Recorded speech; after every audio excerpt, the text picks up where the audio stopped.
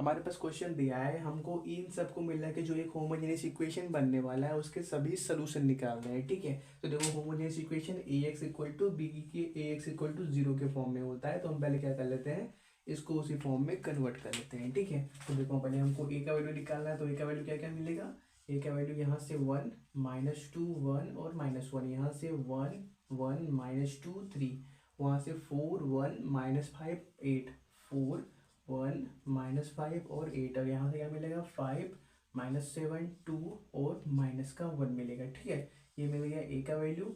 और यक्स का वैल्यू किसके बराबर होगा, यक्स का वैल्यू आपका वेरिएबल मतलब कौन कौन से, यक्स वाई जेड और डब्ल्यू के बराबर इक्वल टू जीरो। तो जीरो किसके बराबर होगा, हमारे पास सिंपली 0 0 0 0 लिख लो। ठीक है, तो क्या कर लेते हैं, अपने ए मैट्रिक्स पे क्या करते हैं, इचेलन फॉर्म के ए मैट्रिक्स को इचेलन फॉर्म के अंदर कन्वर्ट करते हैं, और हम क्या करेंगे, सिर्फ एलिमेंट्री रो ऑपरेशन लगाएंगे, कॉलम ऑपरेशन नहीं लगाएंगे। ठीक है, तो देखो इसके अंदर बात करते हैं, तो क्या कर लो आप, रो 2 को चेंज कर दो रो 2 माइनस रो 1 से। ठीक है, और क्या कर दो, रो 3 को चेंज कर दो row 3 minus rho 4 times of रो 1 से, और रो 4 को चेंज कर दो रो 4 माइनस 5 टाइम्स ऑफ रो 1 से। ठीक है, तो सब साथ में करेंगे। ठीक है, तो एक सेकेंड, तो हमको क्या मिलेगा, एक नया मैट्रिक्स जो इसी के इक्विवेलेंट होगा, वो किसके बराबर होगा, हमारे पास पहला रो तो चेंज नहीं होने वाला है, 1 -2 1 -1, दूसरा क्या करना है, रो 2 माइनस रो 1, तो 1 -1 0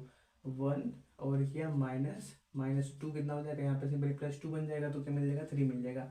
यहाँ पे -2 है, -1 कितना हो गया -3 3 है, और यहाँ पे क्या करना है माइनस और -1, तो कितना हो जाएगा 4 हो जाएगा।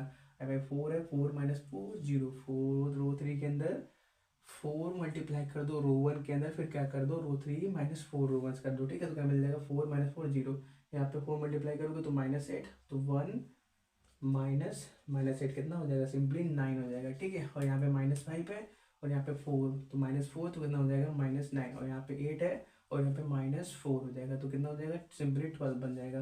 और यहाँ पे 5 है, और रो 4 में क्या करना है, रो 1 के अंदर 5 मल्टीप्लाई करो, फिर क्या रो 4 -5 टाइम्स ऑफ रो 1 करो, कितना मिल जाएगा 5 -5 0। अब -7 है, और यहाँ पे कितना 5 से मल्टीप्लाई करोगे तो -10 बन जाएगा, तो माइनस माइनस क्या हो जाएगा +10, और -1 मतलब 3 बचने वाला है, और यहाँ पे क्या है 2 है, और यहाँ पे कितना बचने वाला है 5, तो 2 - 5 मतलब -3, और यहाँ पे कितना -1 है, वहाँ पे -1, तो -5 मल्टीप्लाई करोगे तो कितना मिल जाएगा, सिंपली 4 बन जाएगा। ठीक है, इतना आ गया। अब क्या कर लो, एक एलिमेंट्री ऑपरेशन और कर लो आप, इसको हटा दो, एक नहीं दो 3 और कर लो। अब क्या करो आप, रो 2 के अंदर, चलो इसको अलग कर लो। ठीक है, रो 2 के अंदर क्या कर दो, रो 2 माइनस रो 1 कर लो। ठीक है, और फिर क्या कर लो, इस रो 3 की बात करें तो रो 3 के अंदर क्या कर दो, row 3 -3 times of row 3 times of row 4 कर लो। ठीक है, तो देखो हम पहले क्या करेंगे, रो 2 के बारे में बात करेंगे, तो रो 2 के अंदर क्या करना है, रो 4 को ऐड करना है तभी ना जीरो होगा, सॉरी सब्ट्रैक्ट करना है तभी ना जीरो होगा, तो 0 - 0 3 - 3 0 हो जाएगा। और फिर क्या करोगे आप, -3 + 3 करोगे तो यहाँ पे भी 0 हो जाएगा, -3 है, माइनस एक साइन यहाँ पे, और यहाँ पे माइनस मतलब कि सिंपली +3 बन जाएगा, तो -3 + 3 0, 4 - 4 यहाँ पे भी 0। अब यहाँ पे देख लो, यहाँ पे 0, रो 3 के अंदर क्या करना है, -3 टाइम्स ऑफ रो 1, तो 0 × 0 तो कोई प्रॉब्लम नहीं है, मतलब 0 सिर्फ यहाँ पे तो 0 ही मिलने वाला है। यहाँ पे 9 है, इसमें 3 से मल्टीप्लाई करो, 3 3 9 9 - 9 0। अब यहाँ पे कितना है 9 है, तो -9 मतलब क्या 9 माइनस ऑफ -9 मतलब ये भी क्या हो जाएगा 0 हो जाएगा, और यहाँ पे 12 है, और -12 मतलब ये भी 0 हो जाएगा। ठीक है, अब 2 3 और एलिमेंट्री ऑपरेशन कर लो। अब क्या करो, सिंपली रो 2 को चेंज कर दो रो 4 से, और हाँ चलो बस एक ही कर लो, एक ही में हो जाएगा। ठीक है, तो यहाँ पे 0, यहाँ पे 3, यहाँ पे -3, यहाँ पे 4 हो गया। ठीक है, और क्या ये सब 0 होने वाले हैं। ठीक है, 0 0 0 0। ठीक है, अब क्या कर लो, एक और ऑपरेशन कर लो आप, रो 1 के अंदर, रो 1 के अंदर रो 1 + रो 2 कर लो। ठीक है, रो 1 के अंदर रो 2 को क्या कर लो, ऐड कर लो, तो आपको क्या मिल जाएगा 1 + 0 मतलब 1, और -2 + 3 मतलब सिंपली यहाँ पे कितना हो जाएगा 1, और यहाँ पे -1 -3 मतलब कितना हो जाएगा यहाँ पे -2, और -1 + 4 मतलब सिंपली यहाँ पे 3 हो जाएगा। ठीक है, अब देखो हमारे पास ये जो जो भी एक मैट्रिक्स मिल गया है, इसको फर्दर आप नहीं तोड़ सकते, क्योंकि आप तोड़ने की कोशिश करोगे भी, मतलब इसको चेंज करने की कोशिश करोगे भी तो 1 और 2 में करोगे, तो 1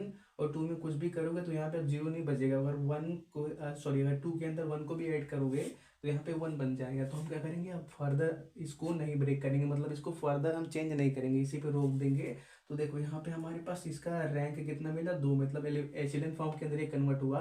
तो एचेलियन फॉर्म के अंदर जितने नंबर ऑफ नॉन जीरो रो होते हैं उतना क्या होता है हमारे पास, रैंक होता है उस मैट्रिक्स का। तो रैंक कितना मिल गया, रैंक हमारे पास मिल गया 2, लेकिन वेरिएबल कितने हमारे पास 4 है। तो हमारे पास n-r लीनियरली इंडिपेंडेंट इक्वेशन बनने वाले हैं, ठीक है। तो ये हमारे का मतलब n का मतलब 2 नहीं, n का मतलब होता है ये वेरिएबल, तो n का मतलब 4 और r कितना है 2, तो 4 - 2 मतलब हमारे पास 2 लीनियरली इंडिपेंडेंट इक्वेशन बनने वाले हैं, ठीक है। तो हम राइट का रफ कर देते हैं, अब इक्वेशन की बात करते हैं, ठीक है।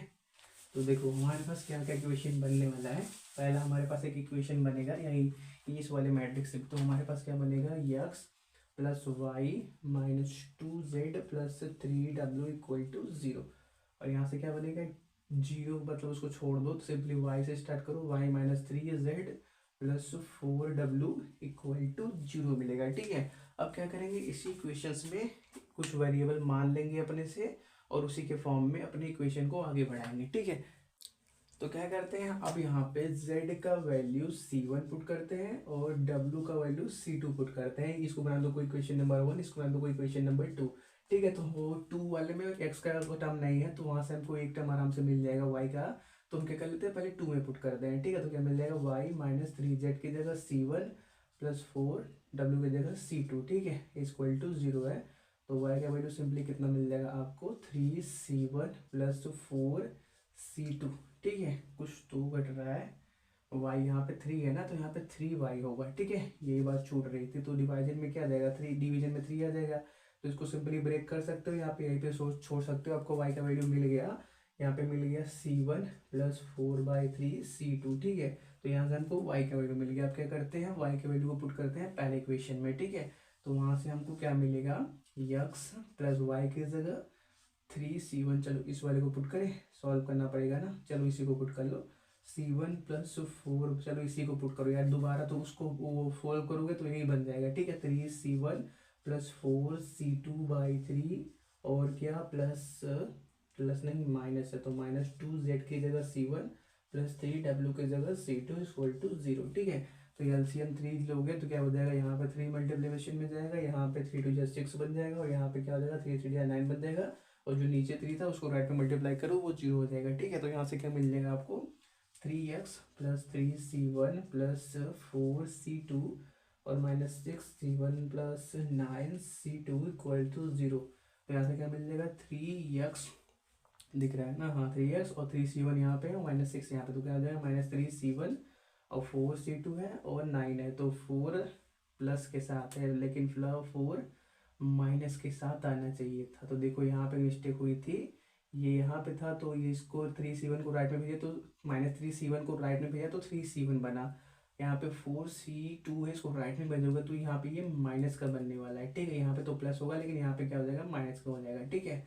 तो ये हो गया। अब क्या करते हैं, तो यहाँ पे भी माइनस और यहाँ पे भी माइनस, तो क्या बचेगा, सिंपली 9 प्लस के साथ -4 - मतलब सिंपली +5c2 बचेगा। और क्या बस इतना हो गया, c1c2 = 0। तो यहाँ से एक्स का वैल्यू क्या मिल गया आपको, 3c1 - 5c2, डिवीजन में डिवाइड/3 करोगे तो अलग कर दो तो c1 बन जाएगा और 5 - 5/3 c2 मिल जाएगा, ठीक है। तो हम क्या कर लेते हैं, चेक कर लेते हैं अपना आंसर। c1 का x का वैल्यू कितना आ गया, 3c1 - 5/3c2 = ठीक है, हो गया, इतना हो गया। तो हमारे पास ये x का वैल्यू आ गया और ये y का वैल्यू आ गया और हमने z और w को c1 और c2 तो मान रखा था, ठीक है।